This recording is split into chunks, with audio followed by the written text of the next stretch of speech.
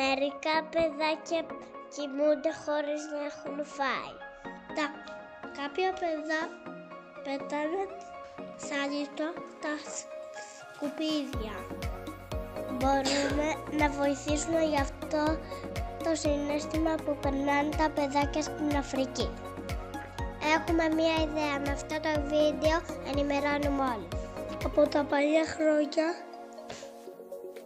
μαζεύανε ό,τι έμεινε από το φαγητό. Στην Ιταλία παλιά, σε ένα μοναστήρι.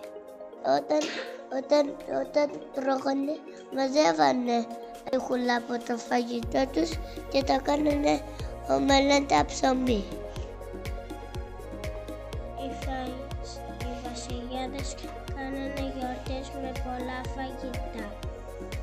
Άλλη μέρα βάζανε τα φαγητά στον πάγκο και επειδή είχαν πολλά χρώματα μοιάζαν με το καπέλο του Τζάκι.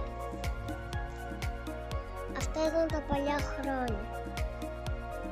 Τώρα τι θα κάνεις εσύ? Μπανάνες και πετάμε. Άμα μαγνήσουν μπορείς να κάνεις κέικ. Ό,τι μένει φρούτα και λαχανικά στο κομπός να τα πας. Ωραία να γίνει λίπασμα για το Κύπρο.